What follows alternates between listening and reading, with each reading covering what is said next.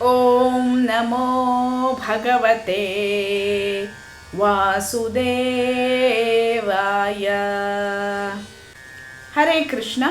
ನಾವೀಗ ಶ್ರೀಮದ್ ಭಾಗವತದಲ್ಲಿ 1ನೇ ಸ್ಕಂದದ 14ನೇ ಅಧ್ಯಾಯದಲ್ಲಿದ್ದೇವೆ.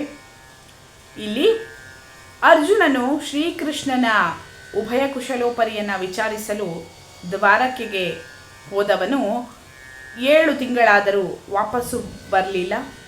ಆ ಸಂದರ್ಭದಲ್ಲಿ ಯುಧಿಷ್ಠಿರ ಮಹಾರಾಜನು ಭೀಮಸೇನನಿಗೆ ಕೆಲವೊಂದು ವಿಷಯಗಳನ್ನು ಹೇಳ್ತಾ ಇದ್ದಾನೆ. ಅದನ್ನು ನಾವೀಗ ನೋಡ್ತಾ ಇದ್ದೇವೆ. ಇವತ್ತಿನ ಶ್ರೀಮದ್ ಭಾಗವತದ ಶ್ಲೋಕ 1ನೇ ಸ್ಕಂದದ 14ನೇ ಅಧ್ಯಾಯದ 9ನೆಯ ಶ್ಲೋಕ. ಯಸ್ಮಾನ್ನಃ ಸಂಪದೋ ರಾಜ್ಯಂ ದಾರಾಃ ಪ್ರಾಣಾಃ ಕುಲಂ ಪ್ರಜಾಃ ಆಸನ್ ಸಪತ್ನ ವಿಜಯೋ ಲೋಕಾಶ್ಚ ಯದನುಗ್ರಹಾತ್. ನಮ್ಮ ಪ್ರಭು ಸಂಪತ್ತು, ಶ್ರೇಷ್ಠ ಪತ್ನಿಯರು, ಬಾಳುವೆ, ಸಂತಾನ, ಪ್ರಜಾ ನಿಯಂತ್ರಣ, ಶತ್ರು ವಿಜಯ ಮತ್ತು ಮುಂದೆ ಉತ್ತಮ ಲೋಕ ಪ್ರಾಪ್ತಿ ಇವೆಲ್ಲವೂ ಶ್ರೀಕೃಷ್ಣನಿಂದಾಗಿಯೇ ಸಂಭವವಾಗಿವೆ. ಇವೆಲ್ಲವೂ ಅವನು ತೋರುತ್ತಿರುವಂತಹ ನಿರ್ವ್ಯಾಜ ಕರುಣೆಯ ಫಲ. हमारे संपत, श्रेष्ठ पत्नियाँ, जीना, संतान, प्रजा नियंत्रण, शत्रु विजय और आगे उत्तम लोक की प्राप्ति, ये सब श्री कृष्ण से ही प्राप्त है. ये सब उनके निर्व्याज करुणा के फल है.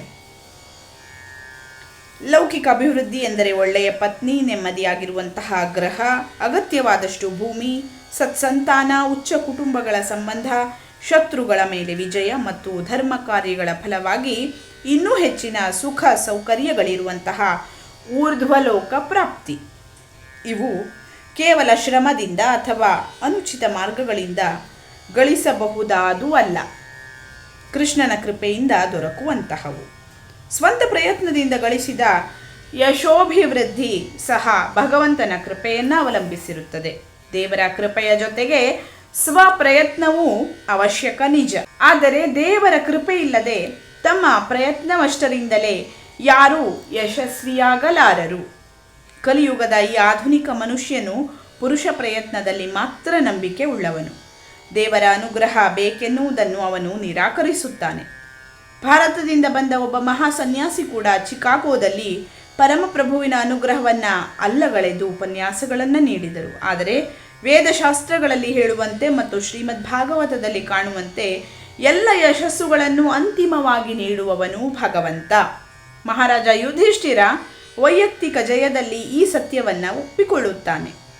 ನಮ್ಮ ಜೀವನದಲ್ಲಿ ಪೂರ್ಣವಾಗಿ ಯಶಸ್ಸು ಗಳಿಸಬೇಕಾದರೆ ದೈವ ಭಕ್ತನಾದ ಈ ಮಹಾರಾಜನ ಹೆಜ್ಜೆದಾರಿಯಲ್ಲಿ ನಡೆಯುವುದು ಉತ್ತಮ. ಭಗವದ್ ಅನುಗ್ರಹವಿಲ್ಲದೆಯೇ ಸಫಲವಾಗುವ ಹಾಗಿದ್ದರೆ ಯಾವ ವೈದ್ಯನೂ ರೋಗಿಯನ್ನು ಗುಣಪಡಿಸದೇ ಇರಲಾರ. ಅತ್ಯಂತ ತಜ್ಞ ವೈದ್ಯನಿಂದ ಅತ್ಯಾಧುನಿಕ ರೀತಿಯ ಚಿಕಿತ್ಸೆ ಪಡೆದ ರೋಗಿ ಕೂಡ ಸಾಯುವುದುಂಟು. ಹಾಗೆಯೇ ತುಂಬ ವಿಪನ್ನಾವಸ್ಥೆಯಲ್ಲಿರುವ ರೋಗಿಗೆ ಯಾವ ಚಿಕಿತ್ಸೆಯೂ ಇಲ್ಲದೆ ಆಶ್ಚರ್ಯಕರವಾದ ರೀತಿಯಲ್ಲಿ ಗುಣವಾಗಿರುವುದುಂಟು. ಆದ್ದರಿಂದ ಒಳ್ಳೆಯದೋ ಕೆಟ್ಟದ್ದೋ ಎಲ್ಲದಕ್ಕೂ ದೇವರ ಅನುಗ್ರಹವೇ ನಿಕಟ ಕಾರಣ. ಜೀವನದಲ್ಲಿ ಯಶಸ್ವಿಯಾದ ಎಲ್ಲ ಮಾನವರು ತಮಗೆ ದೊರೆತ ಯಶಸ್ಸಿಗಾಗಿ ಭಗವಂತನಿಗೆ ಕೃತಜ್ಞನಾಗಿರಬೇಕು. ಧನ್ಯವಾದಗಳು. ಲೋಕಾಃ ಸಮಸ್ತಾಃ ಸುಖಿನೋ ಭವಂತು.